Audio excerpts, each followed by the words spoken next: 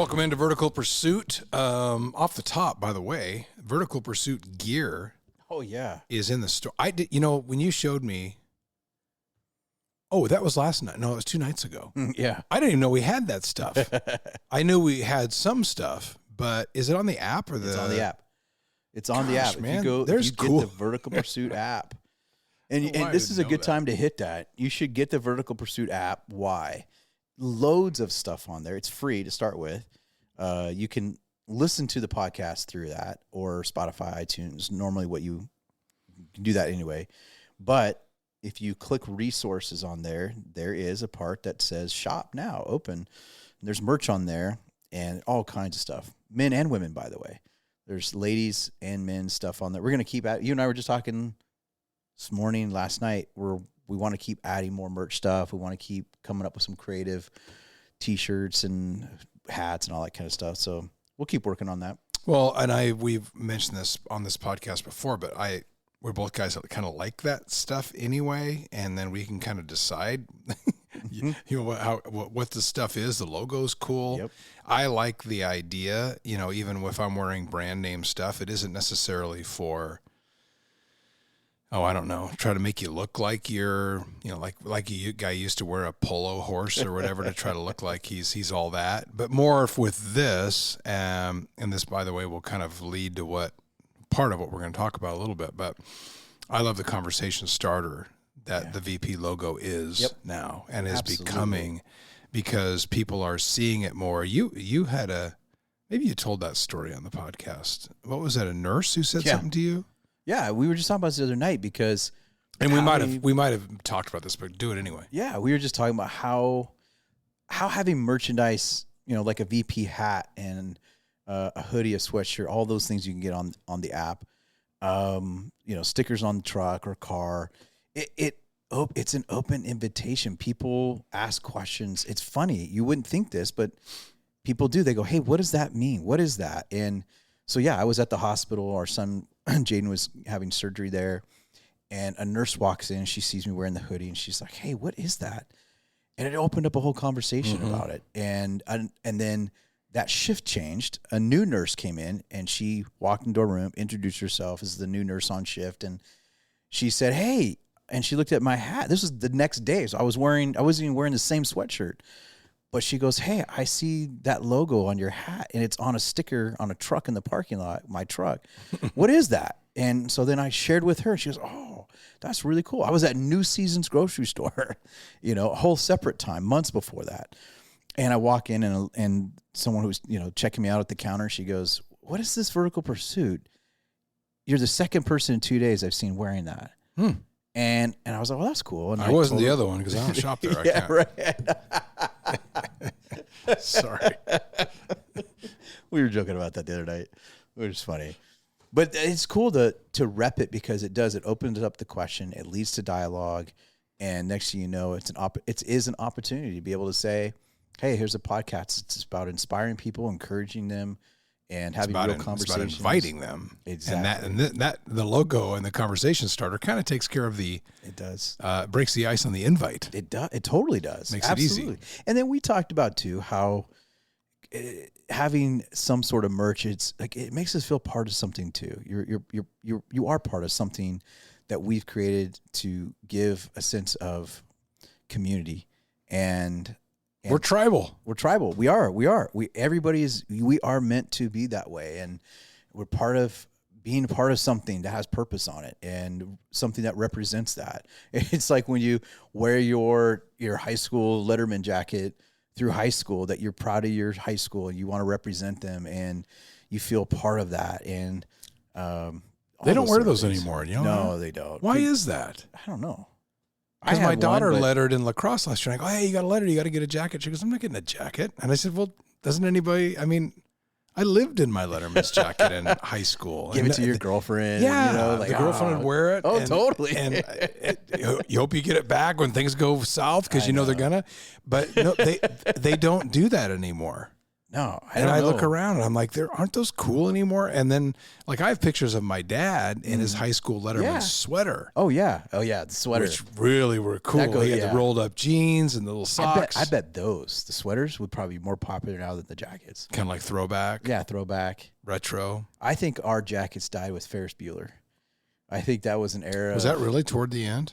I think I know we had it. I'm trying to remember. I still have mine. My kids never had it with when they were involved in sports in high school. Yeah, I don't remember wearing a Letterman jacket, but I could be wrong. I haven't seen them forever. We'll have to ask our guys. Yeah, which leads us to good segue. Yeah, I know, kind of automatically. But this morning we had a chance to gather some guys and have a breakfast with some high school athletes, football players, and what made me think of this, and it does relate to what I want to talk about too, but you gave them all hats, and they were like, hey, they loved having the hats, and you kind of gave the same reason to them, and it's not about an exclusive club by any means, so we're not talking about exclusivity, which I think is what some brands coach, and there's some things that are meant to be not necessarily prestigious, because it's okay to have nice things. And I think it's really okay to have something that you really appreciate that you worked for. We talked a little about that in our last episode. But in this case, as you explained to the boys this morning who we met with and had breakfast with and talked about VP and because we've talked about young people, and this isn't just for men our age, it's for everybody. And we talked about the fact that wear this around, and when you get asked about what that is, and if there's a few people in the halls that are wearing the VP hat, maybe somebody will ask a question and we'll get them a hat. And we want them all to ask that question about what do you and for these guys, we're kind of saying, well, it can kind of serve to show what you stand for, which is the value we just talked about of having gear or hats or logos, especially given it's a faith-based tool and program, really, that we've mentioned. It has a website, verticalpursuit.org. It has the book. Can you talk about the book that's coming out, not to change the subject? Oh man, we're super pumped about this. So we just sent off to printers. I just completely changed the subject. You did. But go. We'll come back to it. There's actually a book that's going to be, this is kind of a surprise. We'll have it in our hands. Not anymore. Yeah, now it's out. it. Now it's out. This is it. This is the one. This is the big release podcast. All right. It's actually called Vintage Masculinity is the title of the book. Vintage Masculinity.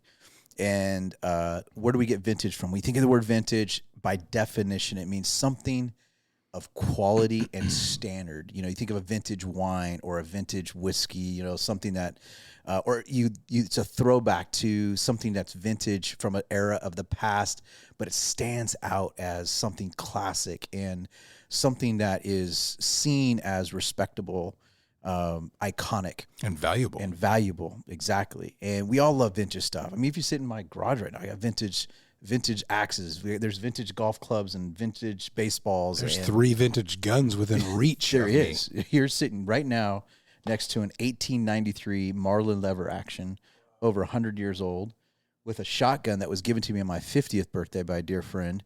Shout out to Skylar.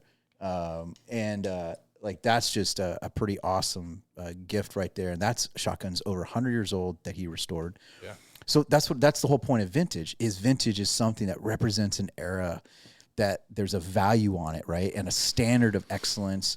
So the reason we called it Vintage Masculinity is because we're all trying to figure out who am I as a man / even as a woman, which later on there'll be a resource for women. But Vintage Masculinity is for men to go, when I'm trying to figure out what does it mean to be a man, who and what to whom are you looking for as the standard of excellence?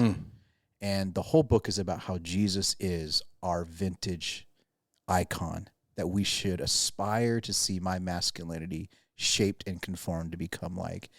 And so the book, there's all kinds of things in there. We'll talk more about it later when it's in hand. But one of the things I'm probably most excited about is I've asked about a dozen guys, one of them, to write, and this is in this book. There's a 40-day devotional. where every day it take you 5 minutes, it could take you 10 minutes, but you could wake up every day, have a motivational devotion thought around what does it mean to be a godly man with some scripture. And I asked about a dozen guys to submit those in so that it can be compiled and curated. I think you wrote, what, 3-4 of those? Yeah, 3 or 4. Yeah, and some other guys did. And so that's all compiled into this book called Vintage Masculinity. And that's going to be, we just literally shipped it off to Really? to the. Did you get to design the cover? No, I didn't. Jake Schween did, and he did a sick job with it. Cool. Shout out to him. I mean, designed this thing's rad, and there's pictures in there of iconic vintage things. Yeah, it's gonna be awesome. But we had it. It's edited. It's done. Now we're just waiting for the publishers to kick it back to us. How soon? We should have them in hand in a few weeks. Wow, cool. Yeah. All right, I didn't mean to get to that, but I did want to talk about that. I don't know if that was premature, but I figured since it went off to the... Yeah, absolutely. It's coming out. I actually already announced it at church a couple of weeks ago to all of our leaders, and I think it's going to be something a lot of people are going to be blessed by. And you know, I don't say this because it isn't... Church attendance is not a measure of your faith. I should say that. Now, it's nice to go because we're kind of told to go, but I missed church because my niece got married up in Washington. So we stayed up there and I missed church on Sunday. And then my phone starts getting lit up. You were talking about a story that we have, I think, talked about on a podcast of a podcast listener who I ran into kind of in our neighborhood we went down to the pool one day and I started talking to this gentleman, and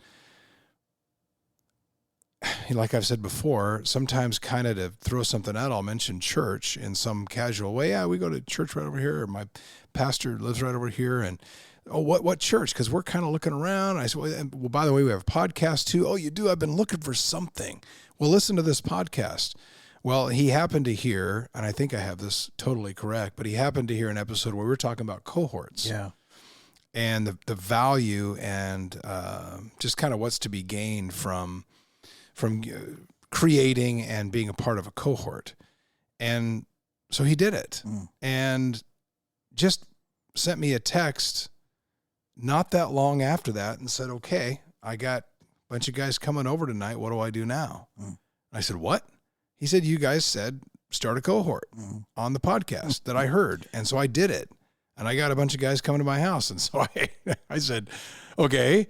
And then I just gave some ideas on what to do. And one of the great things to do, and by the way, this is on the VP app, there's a list of questions, conversation starters, conversation stirrers for a room full of guys. Yeah. And so I think that's what he did. And now his cohort I think it's approaching 30 guys. That's amazing. And it was just obedience on his part. And you brought it up I haven't heard the sermon. I need to go back and listen to it, but you talked about this story, correct? Oh, I did it because it's probably one of the most inspiring stories because we talk about the power of... I think it's in the book too. I told him that. It was just in time before we sent it to the publishers and final edits, because I think that one of the things we talk about, and I'll tie this together between what you just shared, the story and this book. In the book, we talk about, I think I wrote 6 chapters, and the last chapter in there is about your community. It's about who you're doing life with, brotherhood, or for ladies, sisterhood, and who are you doing life with? Where are you fully known? The cohort idea, we've talked about a ton here, and we'll keep talking about it, is this idea of it's a military word of who's on your left, who's on your right, going into battles. And so whether you are a female or a male, it's a battle every day. We're in battles. We're just fighting. And you got to have somebody on your left and right. God created us for that kind of community. We need that. And so, that's one of the things we keep pushing and encouraging people to do. It's hard work because it requires time. It requires that sacrifice. But one of the hard realities is that there's studies coming out now more about men than women. Women already sort of have an advantage relationally, although they have their own issues. And you talk with any woman, she'll tell you all the drama they face. But they have a lot more resources than men. They do. There's a lot more resources for that. And women are a little bit more ahead of us in terms of developing those relationships. But for men, the studies that are coming out now are saying men are lonelier now more than ever. And like in the last 50, 60 years. And they would talk about how speaking of vintage, back in the day, like the Elks Club and Moose Lodge and, and those sort of things where men would belong to something. A lot of guys went to war, and in the military, you found your buddies, and you felt you belong. And I talk with any guy who's coming out of the military. There's a lot they would say, gosh, I don't want to ever go back to that. But the thing they would say they missed the most was the comrades and the camaraderie of having someone that you're doing intense battle in life with. So I think for us, talking about it, what made this story so inspiring was the power of invitation, that everybody wants it, but who's willing to go, I'll start it. I'll invite. Everybody wants to be invited. And I get that. But sometimes we end up in those relationships because we have to be the inviter. And all it takes is someone saying, hey, I want to open up my house. I'm going to invite a few guys over. Next thing you know, and it doesn't have to be 30 guys. It could be 3 guys. But the point of it is that there's something about that story specifically that I find so inspiring. And every time I tell it, you can hear it through the audience of going, wow. And then so what happens is here's the cool part. Every time I've shared it, usually the result is immediate response of like, whoa, that's amazing. The better response is usually, this has happened a couple times now when I've told that story. Somebody comes up and goes, hey, I can do that too. It's empowering, not just inspiring. It's empowered others to say, well, gosh, I could do that. Could you help me get that started? And that's always the hope of something inspiring, is to moves other people to action in the same way. And it's one of the biggest reasons you started VP. It is the reason. Absolutely. It's huge. In fact, I was just, and this is why we did the podcast, is last Saturday I was out driving, doing some errands because my daughter's getting married here in a few days. Mm-hmm. We're looking forward to that. And so this week's all about final stuff. And I'm running an errand, and I thought, well, while I'm out, I'm going to slip into Sportsman Warehouse because, why not? Had nothing to do with the wedding at all. Was not on my checklist of things, but I'm in the area, and I pop in there, and this is just an encouragement to everybody that's listening. And I notice I walk in, and I'm trying to figure out a scope for my son's rifle, and so I'm going to just go look over here in some Loophole scopes. And big shout out to Loophole, by the way. Yeah, big time. Scott Kane, dear friend who works there. So I walk into the store, Sportsman, and I'm looking at, and there's the rep, the Loophole rep, who I don't know.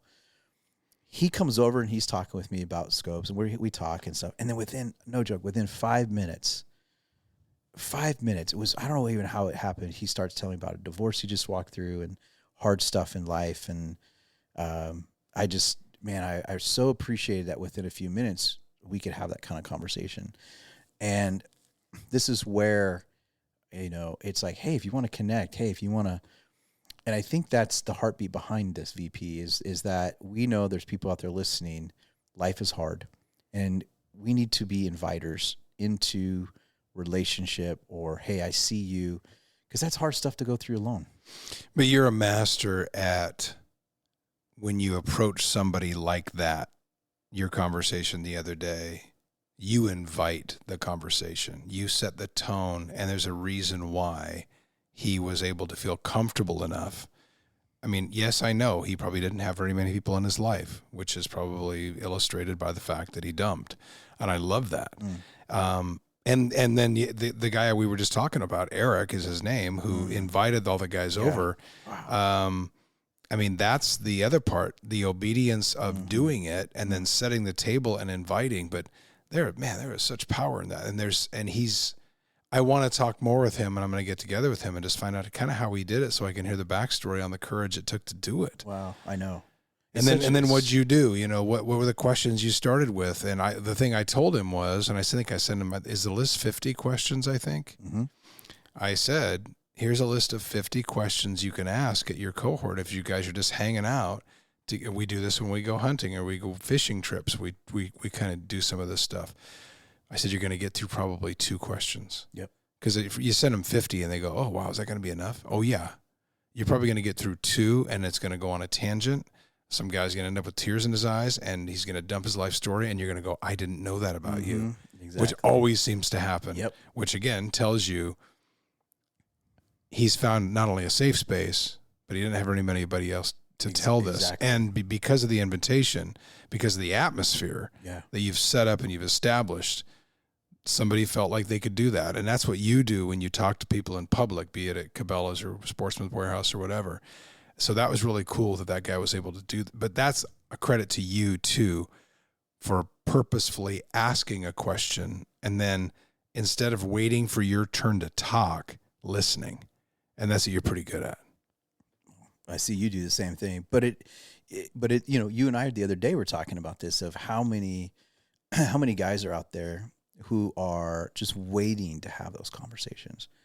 But they're also waiting. There's an invitation into a conversation, invitation to maybe it is like, hey, do you want to come over? I'm going to get a few guys together. We're going to hang out once a week and maybe do a little barbecue for something. And then we're just going to talk about a few questions. And because what I love too is, you know, you alluded to the 50 questions, and that's all on the app.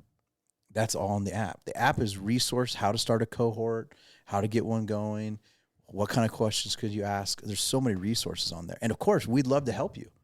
If you're listening and you're like, man, I want to get one of those cohorts started. And you can just, again, go to the connect part on the app and on the website and send us a message. And we'd love to get in touch with you and help you do that, because it doesn't take, this is what I hear from men. I got to have all the answers. No, you don't. You don't have to have all the answers. It's not about having all the answers. It's about a desire to see guys get together so that you can have those questions, have those dialogues. And so when we talked about that on Sunday, that story that was inspiring, there was some fruit that came from that led to even this morning's breakfast. And that's what he has said to me when I texted him and told him that you used his story, not only in a sermon, but also in the book as an example. And I'm pretty sure he's kind of a baby Christian, which is fantastic. Not positive, but I think so. But just the obedience to do that, and then look what it's done. Look at, and so anyway, that's again, another point to anybody can do this. Yep. You just have to be willing, which is great. And we also talked a little about that with, to go back to what I kind of opened with, talked to those high schoolers this morning that we sat with at breakfast and told them about VP and told them about the value of community and asking questions and coming alongside. And hopefully some of them wore their hats to high school today and maybe got asked what it is.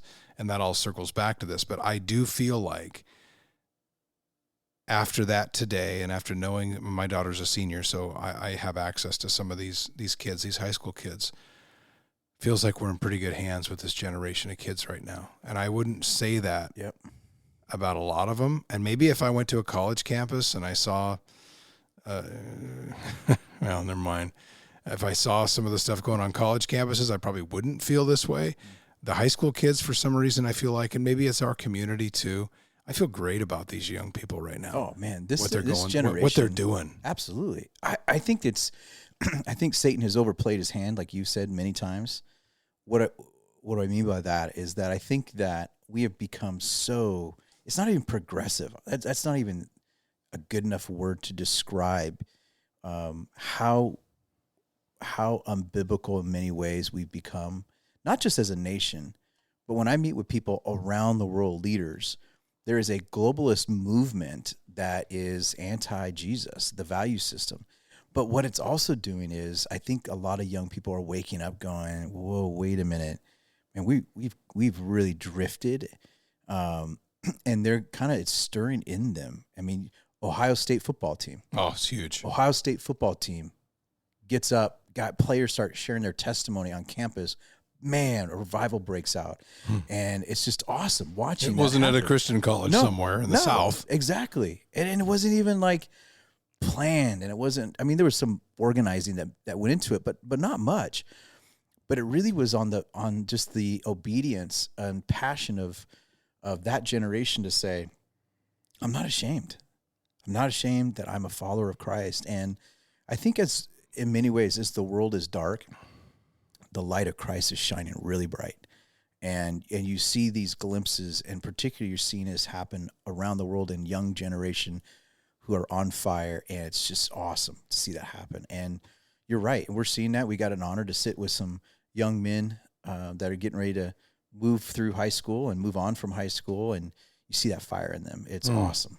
And it kind of takes me, because I do want to I want to go to the Bible for a story that I don't know. You've preached on it before, but I don't know if we've talked about it enough.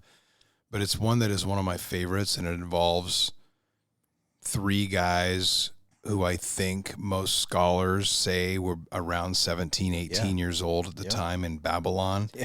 And the story is in Daniel 3, and there's a lot of angles to this story, but you know it really, really well. And I want you to talk about Shadrach, Meshach, and Abednego, because to put it simply, and then this is literally too, these guys, these three young men were willing to go into the fire. Yeah.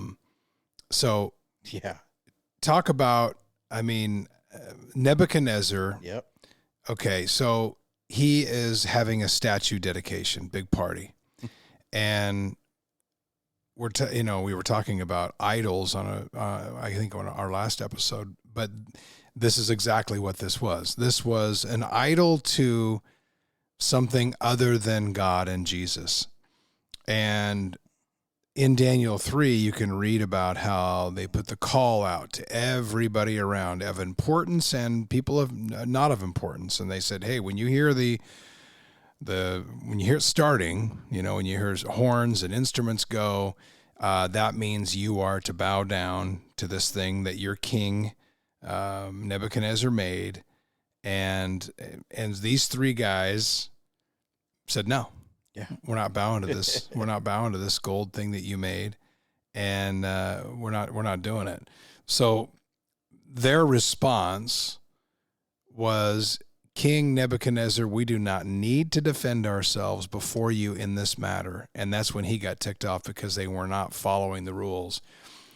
The powerful part of the scripture is, if we are thrown into the blazing furnace, the God we serve is able to deliver us from it. And he will deliver us from your majesty's hand. Then the most important line, I can't even tell you what it does to me. Yep. But even if he does not, we want you to know, your majesty, that we will not serve your gods or worship the image of gold that you have set up. Yeah. And so that's obviously a huge part of the story. It goes then to Nebuchadnezzar is really ticked off, and he heats the furnace up to 7 times the normal temperature, just to make sure. And in fact, it even says the guys that threw the 3 boys in there, they died. It was so hot because they were just near it. So the story, not to blow the ending, but they were spared. Nebuchadnezzar looked in there, and the 3 guys were in there fine. In fact, there was a 4th guy in there, and he's like, what is going on? And who else is in there? And so Nebuchadnezzar ends up saying, if anybody speaks ill of this God that Shadrach, Meshach, and Abednego have, then they're in trouble, and they're going into the fire. So he completely switched, because he saw in front of his own eyes, he saw this happen. So I don't want to. First of all, you give me the story, because you're the pastor. I'm just a schlub. You're telling it great. I love it. You're doing great. Well, that part of the story, I love the fact that, their dedication and their bravery at a young age, when they saw everybody else put their face on the ground and follow instruction, and the fact that they said, with respect, by the way. They weren't idiots, because you can see they call him your majesty several times. Yeah. And they say, we are not doing this because our God's going to save us. But even if he doesn't save us, which is fantastic, we will not serve your gods or worship the image of this gold that you are setting up at this big ceremony, this dedication. We're not doing it. Yeah. So they're ruining and subverting his power in front of other people, which is going to take his power away. But then he's he flips around on it once he sees clearly the miracle take place that they are saved from this. Oh, and here's the crazy part. Nebuchadnezzar is known as an evil, wicked king. I mean, notorious, right? Well, yeah, it makes sense if you're throwing people and burning them alive because they don't bow down to your statue. Right. Pretty much sums up what kind of king you are, what kind of person you are. But yeah, here's these teenage boys who are like, no, we're not doing that. And I love that they had such an like bold faith to believe, hey, God's going to deliver us, man. But then, like you read, the part where they said, but even if he doesn't, we're still not doing it. We're still not bowing down, man. And it's probably, you know, if we burn alive and he doesn't rescue us, doesn't matter. We're still, doesn't matter. We believe he will, but even if he doesn't. And you had a quote earlier, I think, that you were going to connect to that, but it's this idea of, is my faith the type of faith that I only believe in God, or I will sacrifice or serve or follow God when it works out in my favor? Or will I still have a double down faith in God, to use their words, even if he doesn't deliver me from the hardship, the adversity, or the trial? Am I gonna have the type of faith that doesn't? It's not a fickle faith. It's not like, God, I'm only gonna trust you. I'm only gonna believe in you. I'm only gonna follow you when it all works out good for me. But do I have that kind of fickle faith, or do I have this kind of faith that says, even if he doesn't, even if things don't go easy, even if he doesn't, I'm not giving up on him, and I'm definitely not going to bow down and serve any other master or idol? And what's so cool, there was a line that you had, I don't know if you have it with you, but you were telling me this morning, something maybe you read recently, but it was along the ideas of an even if he doesn't kind of faith, even if he doesn't deliver me, even if he doesn't answer the prayer the way I want him to, I'm still going to have faith in him. And what I love about this story was, as you just told it, it says that Nebuchadnezzar finds the strongest men in his army to bind them. Yeah. And you're like, wait a minute, there's like teenage boys, but he goes and finds the strongest dudes, you know, symbolic, the most baddest dudes he can find. It was symbolic. And it says he ties them up, throws them in the furnace, and it was so hot, by those the way. guys died, by the way. Yeah, the guys that threw him in got scorched. That's how hot this was. The guards on the outside. And then he looks in, and it says, I think it says in Daniel 3, it says when the king looked in, he didn't see the three guys. Yeah, he's on four. Saw the fourth. It says he was astonished. Like, wait a minute, I thought we threw, he's doing math in his head. Wait, I thought we threw three. Why is there four? And it was the presence of God and Jesus that was with them. And the best part of the whole story was God did deliver them. Now they declared, even if he doesn't, but God does deliver them. And then the response of the king changes. Nebuchadnezzar instantly realizes, oh my gosh, their king, their God that they worship is the all-powerful one. And right after that, it says that here's this king, Nebuchadnezzar, that had built statues for people to worship him. It says that he recognizes the God of Shadrach, Meshach, and Abednego as the all-powerful God. And the next chapter says that he worshiped that God. And so Nebuchadnezzar... And raised and exalted the three. Absolutely. Oh, yeah. Elevated them, lifted them up. And so the courage of these young men to stand fast, to not compromise with their faith. And there's a lot of opportunities for us to compromise in our faith. With even, I would say, less consequences. I mean, for sure. This is like, hey, you compromise your faith, you're going to burn alive. How many times do I compromise my faith just because it makes me uncomfortable? It's not even close to being burned alive. I mean, it's kind of not to shame us, but it does kind of put it in perspective of, gosh, am I compromising because I'm worried about what somebody's opinion is of me? And I'm like, I'm going to go to work today, and I don't want anybody to know I'm a Christian because they might think something different of me. So I'm just going to low key that. I'm just going to like, I don't want them to know. I don't want them to think anything. And I'm like, gosh, really? You're more concerned about public opinion or somebody else to the point where I'm like almost ashamed to say I'm a follower. And these guys are like, no shame at all. They're like, listen, kill me. I'm bowing my allegiance to him. But then the cool part was their courage didn't just rescue them. Their courage ended up proving something to somebody else, the king, Nebuchadnezzar, who God really is. So I think on the other side of our courage and standfastness, it is about us, but God can use that to change somebody else's heart, to win somebody else over. And I just such an incredible story. And it was these young guys, which I love that. So now the tough part, because buried in this, not even buried, but when you look at it this way, becomes something that I think makes people not understand, and one of the biggest questions about God, especially in these days. So, okay, let's go back to the line. The God we serve is able to deliver us from it. So people get stuck there because they know how powerful God was and is. They know he can save us from anything. Know he can spare us. Why doesn't he? Yeah. So Yep.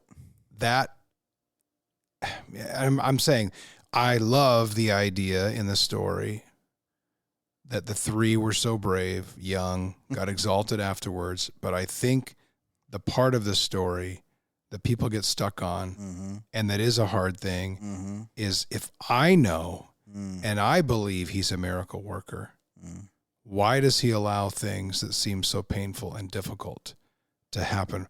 Why isn't he working for my good, selfishly speaking? Not that he's not me. I just mean people ask that question. Yes. So that's in that story. Now, their attitude, and I think maybe the lesson in this was the line, as I mentioned, in, I think it's verse 18, but even if he does not.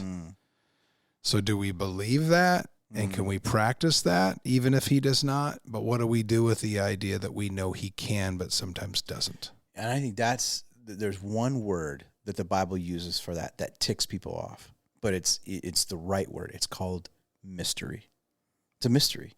People ask me all the time. I'm like, I can't answer that for you, because we want that answered. We want that question so airtight, proven that, because in this case, God delivered these dudes, right? But how many other stories have we read where people stood up for Christ and they weren't delivered? I mean, people don't forget. Look at the way the disciples died. I was just going to go there.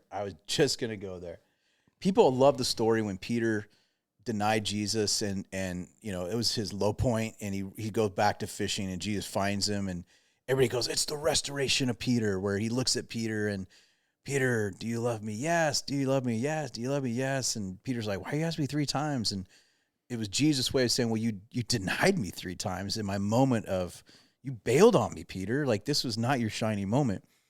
And everybody loves that chapter when Jesus finds Peter by the fishing boat. He is just drenched in regret and shame of his abandonment of Christ and feeling all-time low. And he goes back. He's, to being a fisherman, and Jesus restores him and says, hey, go feed my sheep. And we love that story. And then people forget right after that, Jesus pretty much told Peter how he's going to die. And people leave that out of the sermon. Yeah, right. Jesus looks at Peter. Move that to Peter, there we go. No, just turn it. There you go. There Perfect. we go. Just want to make sure Get they're a hearing little you. mic adjustment. No, just a little bit. There we go. We like that. You're right that they leave that out. They leave that out. But Jesus basically looked at Peter and said, yeah, go feed my sheep. I restore you, position of honor.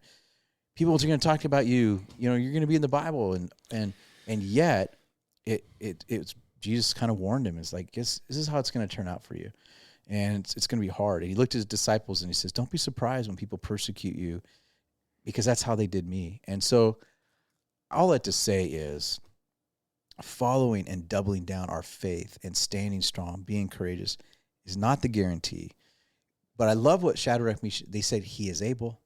They never lost sight of that. Right. He is able, he's able, he's able, he's able. So I never want to have this faith where I just go, well, you know what? God can't. God can, but it's up to him to decide if he will. And that's why that verse, thy will be done. It's your will. If it's not your will, not your plan, not your purpose for me to be pulled out of the fire furnace, the adversity trial, because you have something else in this, then here's a quote I want to read to you guys. I saw someone recently posted this, and I thought it was really good, but it basically said this. To sum it up, this is what it means to be a follower of Jesus. Study the life of Christ, pursue his motives, welcome resistance, This is going to be part of it. Part of this life is resistance, and people aren't always going to agree with you because you're a Christ follower. People aren't going to always agree with your value system because it's definitely in contrast to the values of the world. I love this next statement: reject being the center. And then the last one, embrace mystery. You have to embrace mystery. God's ways, the Bible says it this way: God's ways are not our ways. Who am I to always question? But that's what we do. It's in us to say, wait, God, explain yourself. I read this story and you did that there, but you didn't do that with me. And you know what? It's a mystery. And how do you live with mystery? Like, how do you live in the tension of mystery? It's one other word. It's called trust. I got to trust God. I got to trust you that somehow this fits your plan or purpose. It may not make sense to me. Why did you? We've talked about this. Like my dad being killed in a car accident, and I've heard 1,000 stories of people being spared in a very similar. Why him? I don't know that. I don't have that answer. It's a mystery. If it were purely transactional, it would be really, really easy. Totally. Because I think that the belief that holds people captive when thinking about this is, if God loves me, he'll do what I want. Exactly. And that's, he's not a wishing well, and he's not a genie in a bottle. No. But that's what we Absolutely. lean to that, especially during this time, I think, during probably a pretty self-centered era of mankind. Absolutely. I think. And so, but you think about it that way, if it were that way, then there wouldn't be faith. No. It would be obvious. It would be an obvious transaction. It's it would be a formula, not faith. The formula is, if I do A plus B, God has to do C. And so at the end of the day, it's really, we want to use God. We don't want to know God, because I think that God reveals himself in the trials and the struggles and the hardships. The Bible talks about the refiner's fire. Like when you put something like gold, for instance, in a fire, it's meant to remove the impurities. And so sometimes God has us go through not a literal fiery furnace, like Shadrach, Meshach, and Abednego, but we go through some circumstances in life that are fiery hot with struggle, and it purifies us. It burns off the impurities, and you become more refined as gold on the other side of that. Well, it takes trust to believe that even through those things, that's what God is working when I don't see it. Comes back. That's why this whole thing comes back to faith and trust. Because then we say, well, if I serve you and love you and I go where you lead and I share you with others and I invite you guys into a cohort, then in return, you'll give me what I want and grant all my wishes. That's how I think. That's your transaction. As little kids, we're kind of led to believe kind of how it all should work. Yep. Because that's how it is in the movies and stuff, but that just isn't how. And again, like we just said, there would be no mystery if that was the case. Yeah. And like you said, it'd be a formula. That's a good way of putting it, because that really is it. And we've talked about, I think about that the way I think about another thing when we've talked about free will and how there would be no true love without absolute free will. Oh yeah, that of course. And you cannot have a loving relationship unless you give someone the choice to reject you. Right. Which I know is, I didn't want to get off on that tangent, but I wanted to say it because that's one of those that I look at that is mysterious, like this one is, but that makes total sense if you think about it in the big picture. It does, absolutely. And it's not fun. And then you do, like you said, you hear these stories of disciples being skinned alive and hung upside down and all these different things. But then you hear stories like this. Mm-hmm. And it wasn't that, and I'm sure there were others who had a faith as large as these three. For some reason, the example, these guys perhaps in front of a crowd and a gold statue and a king, and they were able to walk out and be exalted for doing it. Others who probably did just as brave acts or acted as bravely and showed a faith as great, they weren't. No. And I think because it's so hard for us to live with mystery, because we want guarantees, we want transactions, because we want control. And we want to be able to control God. We want to be able to say it is A plus B, then he is bound to do C. And God does bind himself to an extent because he gives promises all throughout the Bible. And the Bible says that he can't deny himself. He can't deny his promises. But he never promised that we would have a life free from problems. He promised a life of flourishing and thriving, but that happens even through the refining. In fact, I'll put it another way. Sometimes going through life, the other metaphor is being pruned. And we all know, if you've gardening, that in order for something to produce more healthy fruit, it has to be pruned. What's pruning? Cutting things off. Is cutting painful? It can be hard. And so if you're in a pruning season right now and you think, oh my gosh, God, why are you, you don't love me. You don't care. Da, da, da, da, da, da, da. And you're like, oh my goodness, no, he's actually preparing you for some greater fruit to be produced in your life. But you don't see that yet. And that's, again, this comes back to faith. It comes back to trust. Okay, God, you're pruning, you're refining. But the end goal is more fruit, more gold shining, more value, all those sort of things. But it's hard. It's extremely hard. And that's why faith is called faith for a reason. Again, and to go back earlier in the story before I kind of blew it up and got all difficult with the thought that we have, which is a little bit selfish. The power, the true power of the story in Daniel 3, and there's been songs written about it clearly. And the reason I kind of wanted to bring it up, because I love the song that states that even if he doesn't, yes, even if he doesn't, yep. And that's about, I don't want to say perfect faith, but it's well on the way to perfect faith. Absolutely. Even if he doesn't. And that's, I think, whoever's listening right now, my guess is you're listening to this and there's about at least one, if not 100 things that you're asking God to free you, deliver you from. And you're probably going, man, it's been 10 years of praying something, I think of my wife, her health stuff. And I told someone this the other day. They said, how long have you guys been married? I said, well, we've been married 29 this summer. Next summer is 30, which that'll be, kind of a hallmark, 30 years, 3 decades. And I was doing the math because they were asking about what have you gone through in your marriage? And I said, well, we got married and then we had our daughter 4 years in. And it was right around after that my wife started having health issues. So I could tell you that we have struggled with her health for 26 of the 30 years we've been married. Wow. So all we know for the majority of our marriage is what is it like to walk through the adversity, challenge, discouragement of we don't know what it is. We don't have answers. There's not a cure. There's not this. And walking through that. And I could sit here and tell you, people would say, have you given up on faith? Because the Shadrach, Meshach, and Abednego said, God is able. They would look at you and say, have you lost faith in the God is able to heal your wife? And have you just settled for this is what it is? And that's, so the faith it takes to keep believing God is able, even when he doesn't, is another side of the coin. So we live today with this faith that God still is able to heal her. Absolutely. We pray for it. We pursue that.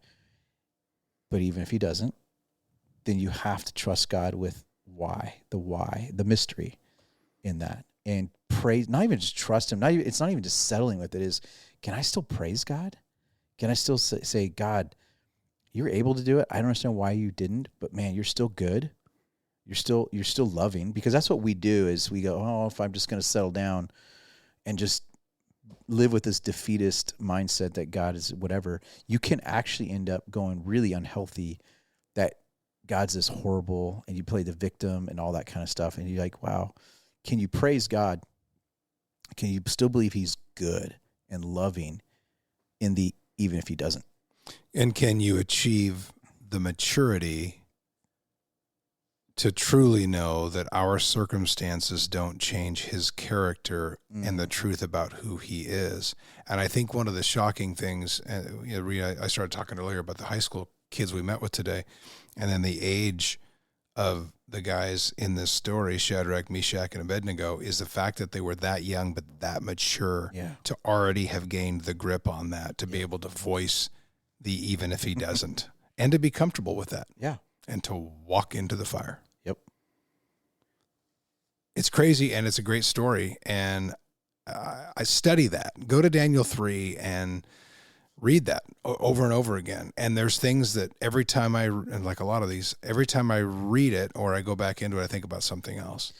And the most difficult one today, when I was reading this, was the why doesn't he? Yeah. Why doesn't he?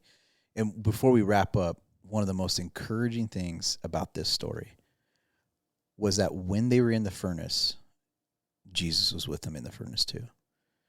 And so I think part of resting in the even if he doesn't was before he delivered them from the furnace, he was in the furnace with them. And so just so if you're in a season of your life and you're like, man, God has not let me out of the furnace right now. He's not on the outside looking in your furnace. He's in there with you. And God wants us to experience his presence. And that's the part that I think we sometimes feel like I'm going through this and God is somehow on the outside. God is with me in it. And God has given me the strength to endure it. He's given me he can. This is where, again, where faith is as much believing God's with me in the furnace as it is believing God can lead me out of the furnace. So have the faith to believe that God is with you. He hasn't abandoned you. I hear that so often. I'm in this because God is disappointed with me. He's angry with me. And we have this view that somehow God is indifferent on the outside. We know he's actually with you in the fire right now. He's with you. He will give you the strength, the encouragement, the peace. You lean on him. Even if you haven't seen the deliverance and freedom yet, he's there with you. That's his promise. That is his promise. He says, I'll never leave you. I will never forsake you. So he will bind himself to that promise that he won't leave you even when you're going through it. I think about things like that, lines that I've read, and there's several that have left an impact on me, and I'm a visual person, so I usually then put them to some kind of vision, at least a picture of what it would look like. And one was, to echo what you just said, was from the book The Cure. Oh, yeah. From years ago, when it spoke to me, as at that time I was a fairly young Christian, and I was and it stuck in my mind as they said, basically you're standing there looking at this pile of crap that is the pile of crap that is in your life. And the idea of somebody who isn't quite getting it, and I'm one of these guys who still at times doesn't, that Jesus is on the other side of the pile of crap, and you have to solve that pile to get to him, when in reality, he's standing next to you, looking at it with you, thinking we're going to attack this together. Yep. Love it. Good stuff. Good story. Do a little more pressing in on that. And by the way, one other thing to go back, we talked about the app earlier. You are the team chaplain for the Portland Trailblazers. On the app is also your chapel notes. Yeah, I didn't know this until I don't know a lot, obviously, because I didn't know we had clothes on there, and now I didn't know we had gear, a gun shop. Actually, we don't have a gun shop, not yet. Cool, but your chapel notes are in the app, right? The stuff you use and give to the players. Yep. You give them hard copies, which I think is really important to do. Yeah, it's that's again just the encouragement. There's all kinds of resources on the app. There's Bible studies on there that we've written. There's resources. There's the questions that we talked about, like deep questions you can engage with. But it's called Game Day Word. And so I've taken 40 so far of different notes that we go through in pregame chapels. And those are available. Anybody can use those. I was asked last week by two buddies. One's FCA, another's a pastor. He said, hey, those chapel notes you give out to the players, are those accessible anywhere? Could we use those? I'm like, yeah, they're free. It's all God stuff anyway. So if you go on the app, it's called Game Day Word. You click on that. There's like 40 different chapel notes on there. You can use that as a devotional for your own self, or if you want to lead somebody else through this. In fact, it's crazy. I just heard a story.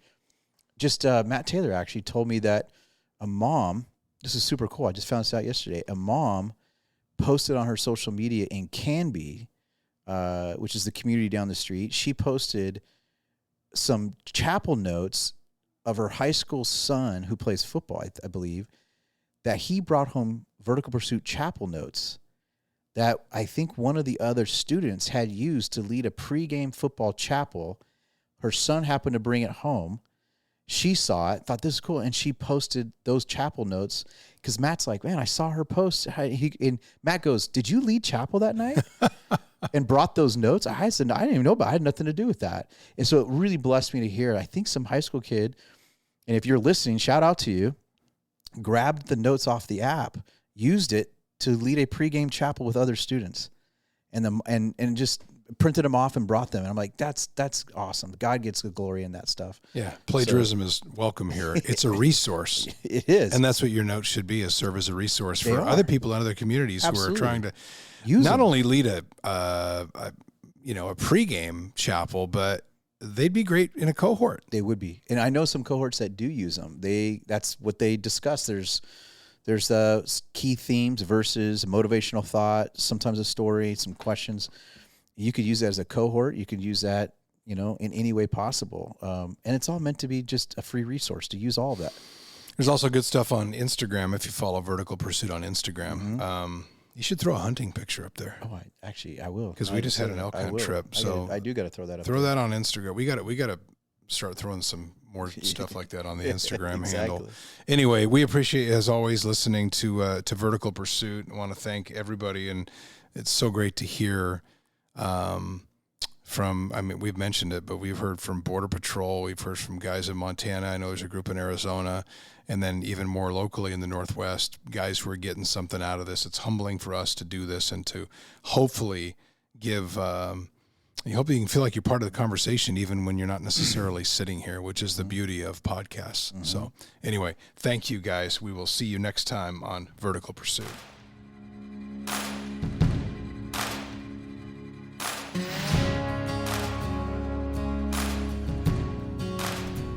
We invite you to subscribe to our podcast, comment, or message us, and check out our website at verticalpursuit.org. Download the VP app and check us out on Instagram, Twitter, and Facebook.